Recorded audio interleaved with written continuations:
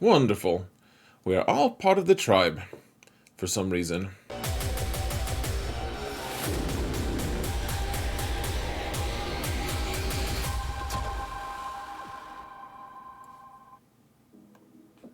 Hello everyone, and welcome to another episode of Xaereth Prevails.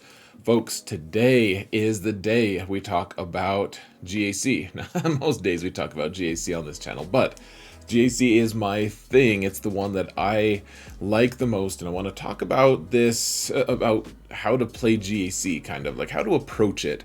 Obviously, we can't get into all of the super in-depth stuff, but we're going to talk about from start to finish all the different things, what resources are available, how to plan your teams, what kind of things to be considering, what zones to attack first, what places to go to be able to find what you need, and you can also obviously get in as into it as you would like to, like just follow that rabbit hole. It's like the Star Wars expanded universe in a lot of ways. Like, you can watch the movies and have fun, or you can watch the movies and the shows, or you can, if you want more Star Wars, you can watch, or you can read comic books, and you can read the novels, and if you want more, you can, go on to YouTube and watch all the various madness that's going on there, all the conspiracy theory, bogus stuff, but, it's as deep of a rabbit hole as you want, and GAC is very similar. So, I'm not trying to tell you guys you should spend all your time on it. I spend a lot of time on it, obviously, but it's something that everyone has to choose for themselves. And now that we have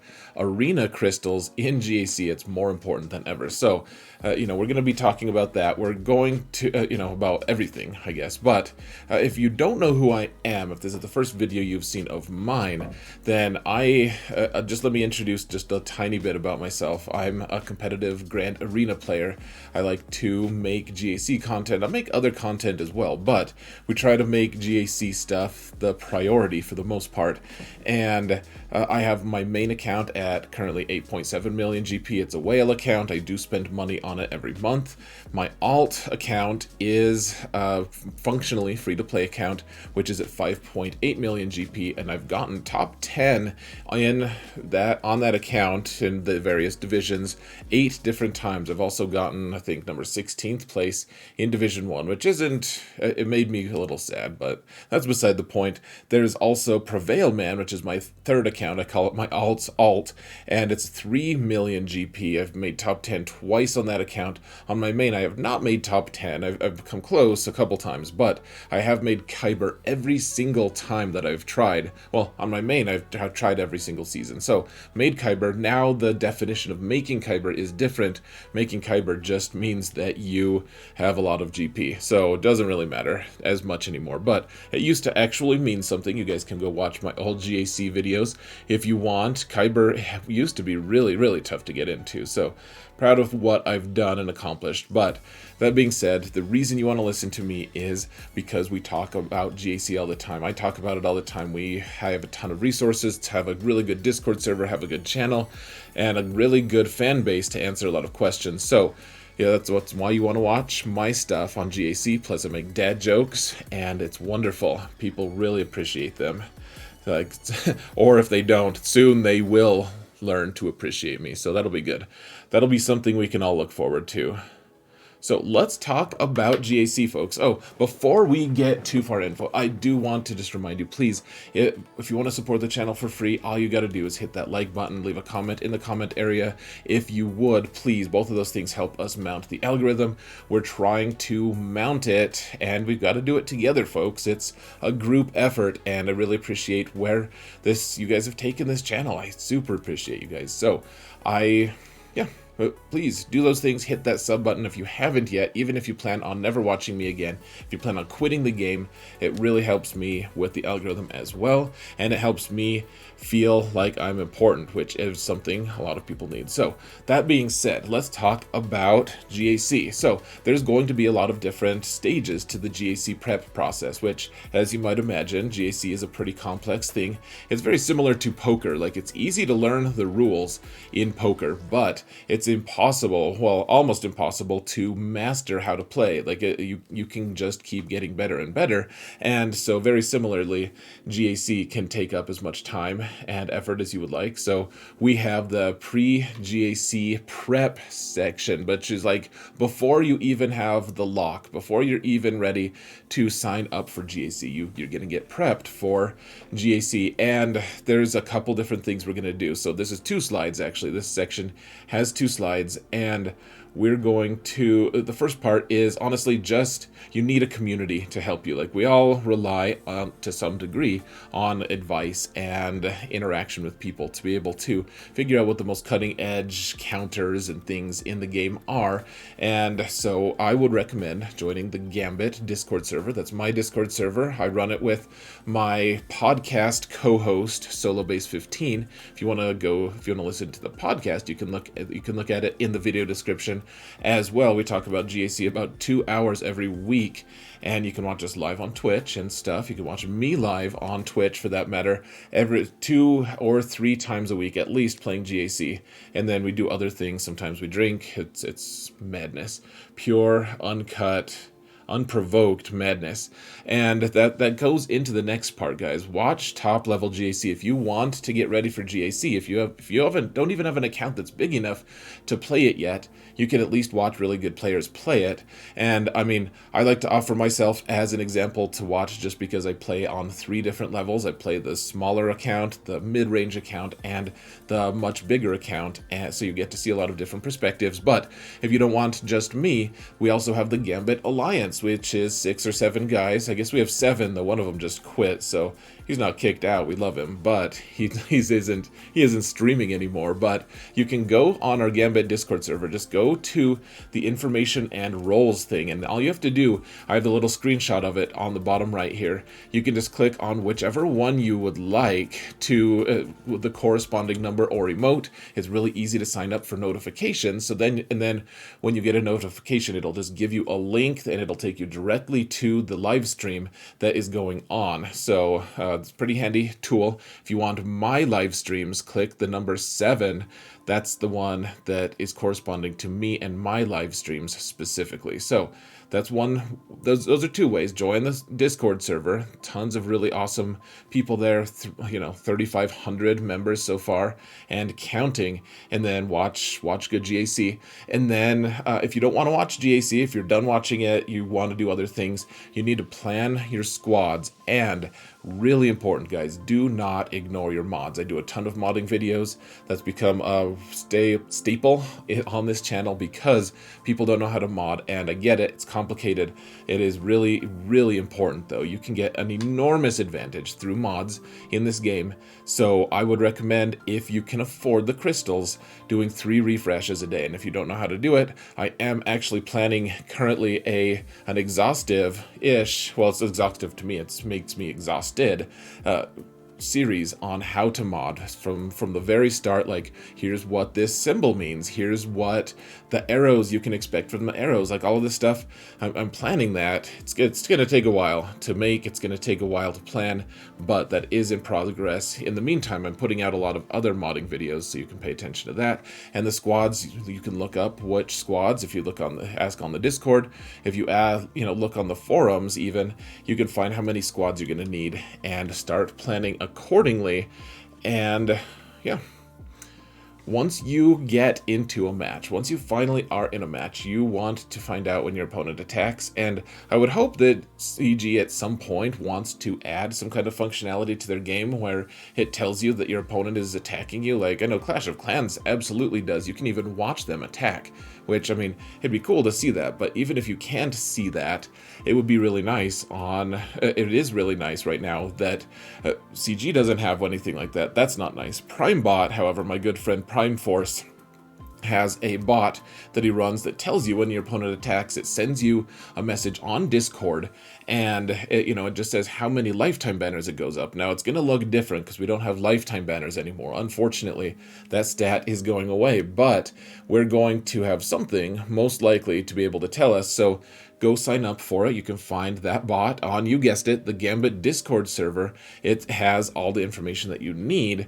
to be able to get there. So just go into the bot room. You can ask someone how to do it. It's not too bad. You just register your ally code, and then you just request, what you can request access to, or whatever. Not even request. You just say like, hey, PrimeBot, tell me when this guy is attacking, and it will tell you when it happens. So it's pretty nice. It can tell you what scores your opponent gets, and it's just a very nice tool to have, and it's free on the Gambit Discord server, among other Discords. Or yeah, it's everywhere, really. It's pervasive at this point. It's taking over. Prime Force is a force unto himself. So, all right, you've got your opponent, and you've signed up for PrimeBot, and now you're going to scout. You want to scout your opponent. The really important component of scouting is being able, you need to know what teams are available, what teams are going to be taking you out. And so there's a few different things you can do. First, you can obviously look in their in-game profile. That's all pretty obvious. You can just look at what they have. And remember, though, one thing to really keep in mind. So if you're scouting their mods, keep in mind that for whatever reason, CG has not mastered the process of showing you what mods are on your account at lock, which is another topic, I guess. Gosh, it's so hard to cover everything, guys. When you click the join button, that means that your account is locked. That means that all of your mods are just like they're set in stone on what characters you have. If you want to upgrade your characters, you can't. Once you hit that lock button, it means your account has a snapshot or picture of it basically taken and sent to GAC, and that's the one you're going to use for that full week. You can't change your roster at all once you hit that join button. So make sure you're ready when you hit the join button. Once you do hit it, then you have to wait a little bit. You do the prime bot immediately after, because then you can know when your opponent's deploying. Though that might change actually, because you don't get defensive banners for deployment, so it doesn't necessarily tell you when that's happening. But that being said, once you are locked, when you're scouting your opponent and you look at their roster, you're looking at their roster in the real time, not in whatever time it is going to be. Or not what you're going to be facing. So like they could have a 350 speed Darth Revan currently, but the Darth Revan that they are going to place against you might be different. They might have a 350 Darth Revan for a different reason, and in GAC you're just going to face like a 320 speed Darth Revan or something like that. So remember that scouting is it's not going to be a perfect science, but there is a lot of cool stuff. Like in-game profile, it's limited, but it's helpful and more immediate. You can go and look at what they've done in the past, what defenses they've placed, all this stuff on swgoh.gg, and you just look at their GAC history. Just search their name in Google, and then type swgoh.gg, and you should come up with their profile. You can look at their GAC history. It's pretty fancy. The final thing is HOTBOT. It's a bot for free. You can see the screenshot of it next to me here, and it's a comparison between you and your opponents. It tells you the mod overview, like the most important characters that you want to face, or that you're going to face, relics that you might face, the just breakdown of how many defends and attacks that you've won, each of you, and it's a very nice tool to be able to have. It's free. You get to use it one time every day, I believe, and once again, it's a bot that you can find on the Gambit Discord server. So people ask me a lot of times, how do you get that compare? This is how you get it, because I show this sometimes on my GAC recaps. This is the compare. It's free. You can do it. You just need their ally code, which you have access to if you're their opponent. So we should address for 1 second. There are two different kinds of play styles in GAC, and there's probably like a million of them really. But in general terms, when people say, "Oh, he's an efficiency player," or "Oh, he's a slugfest player," what that means is efficiency relies on placing a pretty minimal defense in favor of being able to have a really strong offense and being able to full clear, like one shot, full clear, take out all of your opponent's squads and everything with the best teams. You're using your meta teams, you're using your Galactic Legends if you have them, you're using your very best stuff, and on defense, you are planning on your opponent also clearing you, and you're just planning on playing better than them. Slugfest is more of you plays a really tough defense, and if your opponent can't beat you, then that's another win condition. So you don't necessarily go for the most efficient, but I think the one thing that a lot of people really do fail to realize is even as a Slugfest player, you need to be targeting efficiency within each of your matches. You just aren't going to get the best banners, but there's a lot of times that you're going to be able to take out a certain squad. You're going to be able to take out, a lot of squads for really bad banners, but as long as you can full clear and your opponent can't, then you're still going to win because you get zone bonuses based on full clears. So lots of things going on there, but efficiency play is generally going to be, in my opinion, the more advisable route to take if you are a new player. If you don't know how to play, if you don't know what you're doing, if you're just not used to these really crazy teams. I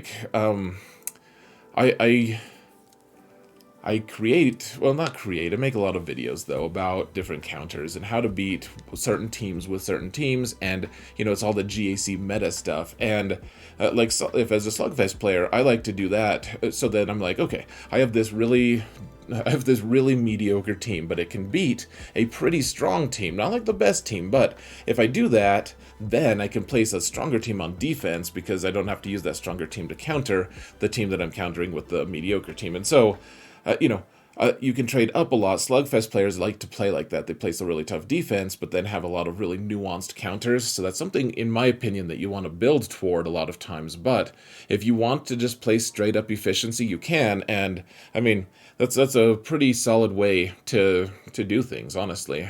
For new players, that's what new players generally should do. And honestly, my alt and my Prevail Man account, both, I play hyper efficiency on those accounts, just trying to trip my opponent up and counting on me having more experience than my opponents and trying to get the maximum banners that I possibly can.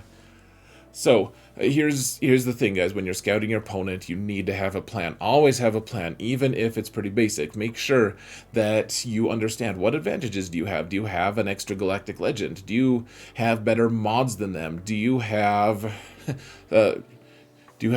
a better complexion? I don't know. Sometimes you just don't have much, and you have to find a way to win anyways if you can. If you want to prevail the way I generally tend to espouse, we want to approach this game in a way that you find a lever, you find some weakness and exploit it. And obviously that topic I could probably ramble for hours on that topic alone, and we're not going to, don't worry.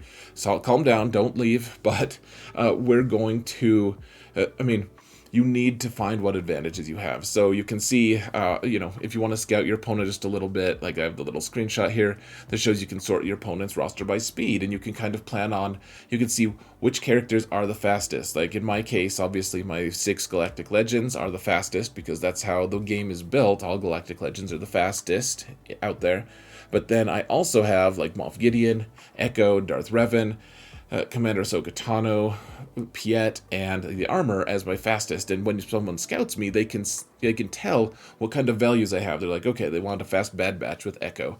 They want Moff Gideon to be able to go in and reduce everyone's turn meter and give your entire team a full first turn effect. Essentially, they have a fast Darth Revan, therefore it's going to be tough to use certain counters on it, etc. You can kind of scout your opponent and tell what values they have, and you can also tell what teams are going to be issues for you. You're like, oh man, I can normally beat a really fast, Commander Luke team with Han on it, but normally I can beat normal Commander Luke teams, but my Han isn't fast enough to compete with this guy's. You can kind of tell which teams you're going to need, what kind of teams you aren't. Obviously, this is not going to be something I can teach overnight, but you can identify what teams are going to be issues. Look and see if they have Geonosians, and if you can't beat Geos, then first off, farm a team for that. And if you can't farm a team, if you don't know how to do that, if you don't know what teams, ask in the Discord server. If you don't have it in the moment, then you may need to place a tougher defense. If you're like, man, if they place Geos, I can't clear Geos, so I'm going to have to go tough on defense so they can't clear my zone either. You just have to be reactive and figure out what you're going to do. So, I mean, there's about a million jillion factors to this. This is only the most important thing, guys. But when you're placing your defenses, think of it in terms of what advantages you have and how can you press that advantage, and what teams are issues. Now, when you're placing your defenses, you're going to have the most important zone as that front bottom zone, and that's where you can trap people, or at least you set the trap. You want to make sure you don't screw yourself on your deployment by like placing too heavy of a defense, and then you can't clear your opponent, or you can't have an effective attack. If you're like, man, I only have one way to counter Lord Vader, and I placed it on defense, and then your opponent places Lord Vader, like, probably didn't plan it that well, unless your plan is to only attack a couple zones or something like that. But the idea here, though, is if you're trapping your opponent, that front bottom zone is the one opportunity you have to be able to make your opponent pay, because the thing is, you have ships on that in the other back zone. You have two zones that your opponent can't see. Your opponent can't see the back zone on your ships, but they know they're ships, and it's like a different game mode. Once you hit ships, then either you're prepared for it or not, but you're not using resources from the squads part of GAC to be able to get there. And so, like, looking and making sure your opponent has ships is kind of just dumb. Like, of course they're going to place ships, and either you're prepared or you're not. But the thing that's really scary is, do you have enough counters to beat whatever your opponent places in the back zone? And so you're going to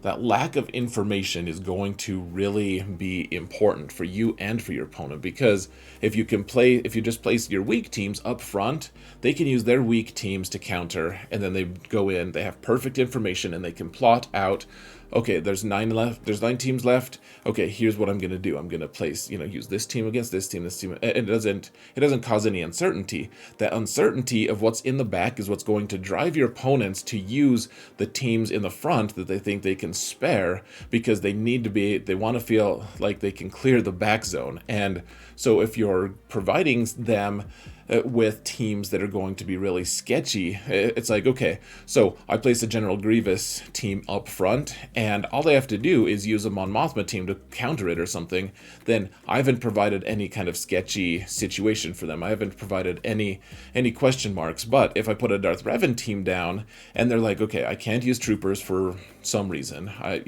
can't use my bounty hunters because they're too fast, I can't do this.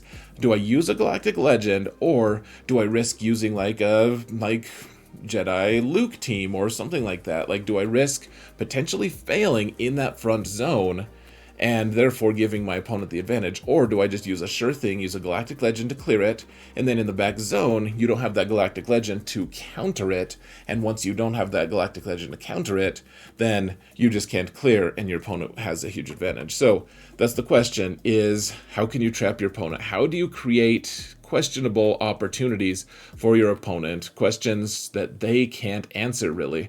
Questions that they're not sure of how to clear you without risking themselves. That's the thing. Just make them risk themselves, make them use resources that they're uncomfortable with, and a lot of times that's really going to help you. So you've placed your defenses in the attack phase. Where should you attack first? Like I said before, attacking to see if they have ships is kind of just folly. Like, of course they have ships. Maybe they forgot to deploy ships, but if they do, then yay, that's great. You're gonna be going for that top zone and ships anyways. But what you want to do, you need perfect information, and so you need to clear that bottom zone. Almost every time you're going to clear the bottom zone first if you can, and that's why everyone's going to be placing those problematic teams like I was talking about in the last slide. If there are really tough, if they're really easy teams to clear, then you just have perfect information and whatever. So people put Galactic Legends up top, and I laugh, I lol, in fact. It's so funny, because why should I worry about that when I can just clear the bottom zone, and that with like weak teams, minimal teams, and then I can just plot how to destroy them from there. So, protect that bottom zone, and that's what they're going to be doing as well. Now, the question also is, you have 24 hours once GAC attack phase starts. Should I wait for my opponent to attack or not? And I hear a lot of people saying things like, oh man, what I'd love to do is attack and like attack first and put a ton of pressure on my opponent, because I get a great score, and then they have to just be really careful and they have to try crazy things, and I'm like, well, that's the thing, you gave them more information than they had on you. And I mean, it's a huge advantage to me, at least, if someone attacks first. I love it when they attack first, because it gives me that information of, okay, yes, I have to try a crazy thing, but now I know that I have to try. Like, now it's not just a question. It's not like I can just do a safe thing. It's like, okay, maybe I am safe in attacking this team normally, but I get really bad banners, and I know that I need to get, instead of getting 53 banners, I need to get 60 on this squad. Then I know, okay, I'm gonna lose. If my opponent's already attacked, then I can do the math and say, okay, all right, if I get a 53 here, I lose. What can I do to not get a 53? As opposed to if I attack first and I'm like, oh, you know what? Sure, I could get a 53 here. That's fine. My opponent probably won't be able to clear me that well. And then later on, you find out the 53 was really detrimental. And so having that information is always a good thing. People say that they want to put pressure on their opponents first, and I get that. I just don't think that it's all the way. I don't think it's all the way, I don't know, not thought out. I mean, good players do that. To me, it makes way more sense. If you can wait for your opponent to attack, frankly, I would.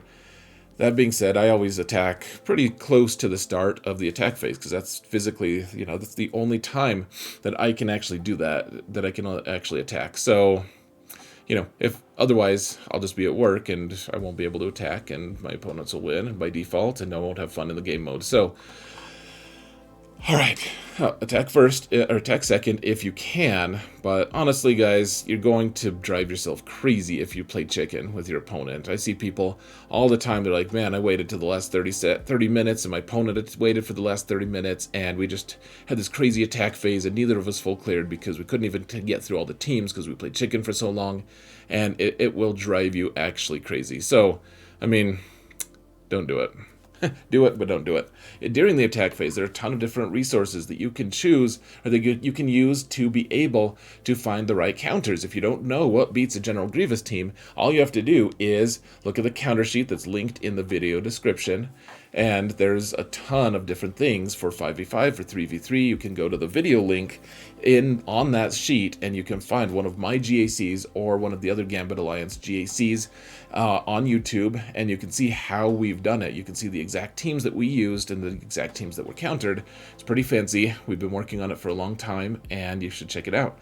On swgoh.gg, they also have a generalized counter sheet, which has a lot of good stats. It's very useful to be able to see which teams have countered what at what rate, but it isn't going to link to a video for you. So there is that. And then, of course, on the Gambit Discord server, there is GAC advice as a channel, and you can ask for advice on how to beat a certain team. People are very knowledgeable, and they will know exactly what to do. After you win or lose, all you have to do is you just need to learn from it, guys. If you win or lose, learn from it. Try to figure out what mistakes you made, what things you could do better, and so what better to do it than on, you guessed it, the Discord server. You can talk shop. You can review what worked. You can post your results on the Discord server actually, and just show it. You can talk, and then you can discuss with people what happened, and tell your war story, and then you can also go and watch my own GAC recap on YouTube, and that'll be fun too. You can learn things vicariously from me. So, all kinds of things you can do, folks, if you want to play GAC, if you want to know how to play. There's a ton of considerations, and we're going to be covering a lot of those on this channel over time. I don't know, there is so much to GAC. I'm sure that I missed something, so let me know, guys, in the comments below. Tell me what I missed. Let the new players, or the returning players, the people who don't play GAC but want to now, because there's a lot of crystals at stake. Let them know what things did I miss. Be respectful, of course, and yeah, I think I'm excited for this GAC season, guys. This will be fun. Come watch me live on Twitch. It's always a good time. We get shame subs. We make dad jokes. I'm just so selling it, guys. But it's a good time. So I'm gonna let you go here. I'm really looking forward to this. Thank you all so much for watching, and remember that in all things, XAERETH prevails.